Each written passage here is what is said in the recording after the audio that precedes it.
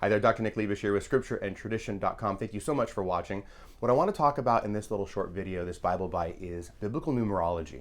Numerology is so much fun in Scripture. You always hear of different preachers talking about how, or teachers talking about how this number means this thing, and there's a reason for it, right? Because there's a certain lesson that's coming to us off the page, teaching us about God, our relationship with God. So what I wanted to do was talk about a few of the big numbers that always come up in studying Scripture, clarify the biblical background, what they mean, what they don't mean, because you might be surprised to hear there's some confusion out there.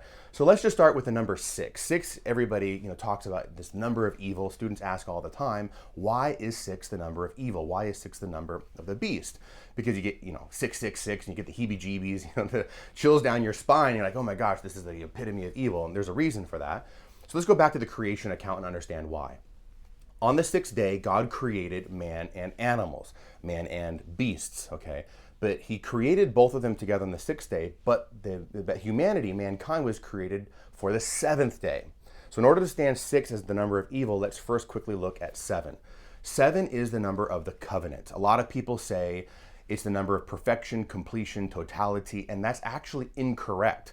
10 is the number of perfection, completion, and totality. We'll talk about that in just a moment. But 7 is the number of covenant. A lot of Hebrew scripture scholars talk about how when you swear a covenant oath with somebody, the Hebrew is you seven yourself. It's kind of really weird to think about that.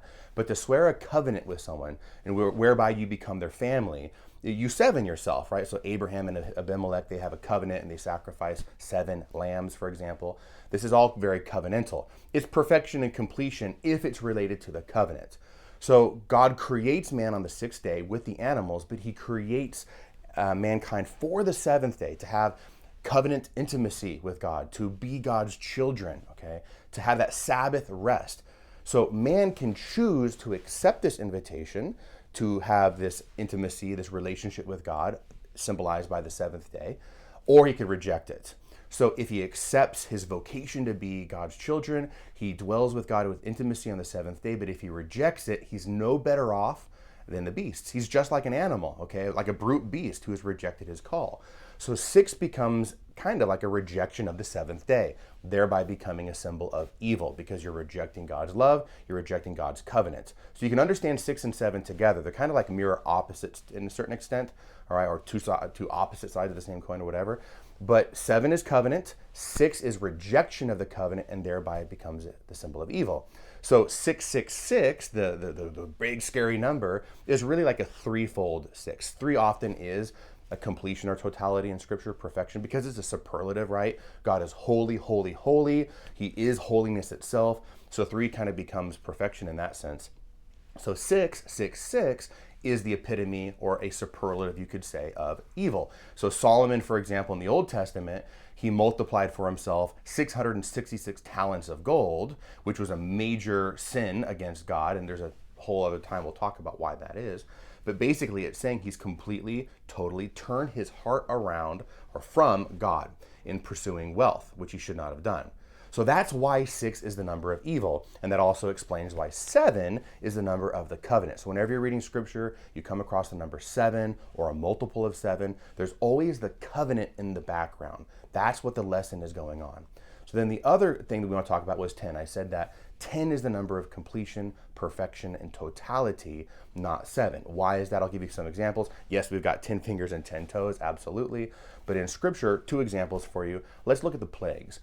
When Moses delivers Israel from Egypt, there are 10 plagues, not 11, not 9, not 6, not 7, but 10, because 10 is perfection, completion, totality. So the 10 plagues symbolize and demonstrate the complete, total, perfect destruction and defeat of Egypt, of Pharaoh, and all the Egyptians.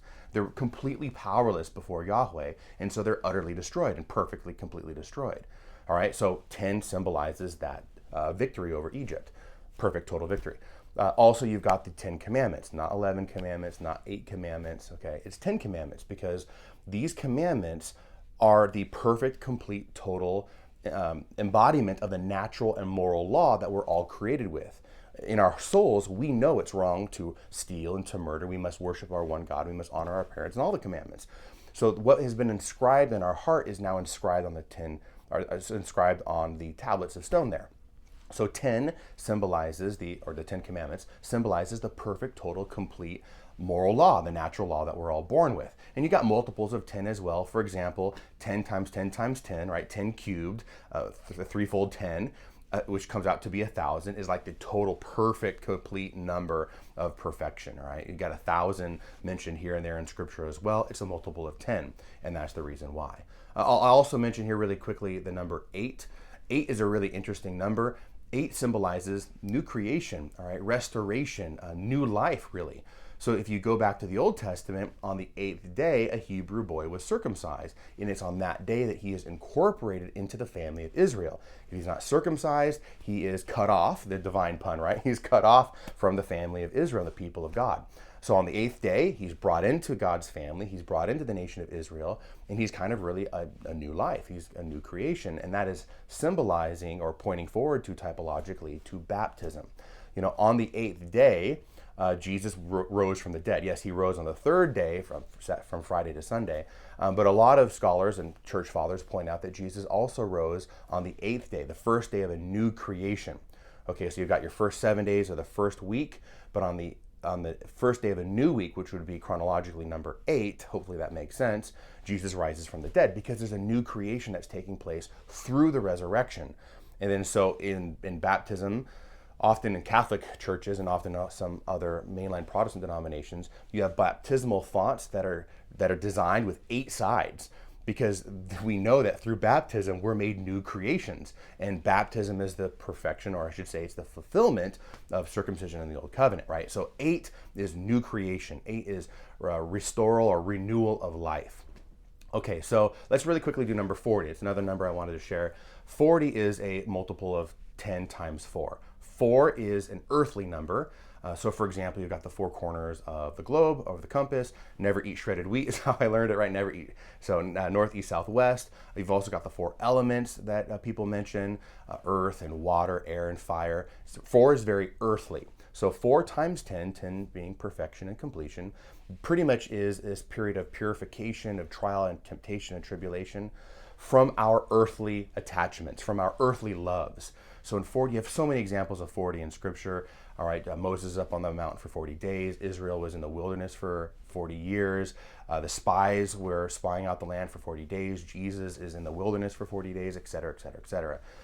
And so 40 teaches us, and so it comes into our period of Lent, 40 days of Lent, because we're supposed to be perfectly, completely, totally purified of our earthly loves, right? So purification, trial, tribulation exists during this time, so that way we love God more than we love anything else. All right, that's why 40 is so significant. Purifies us from earthly attachments and loves. Okay, so I think that covers pretty much all the major ones that I wanted to quickly go over. 3, 6, 7. What do we do? 8, 10 multiples of that, so 40, 1,000, etc. I really hope this helps.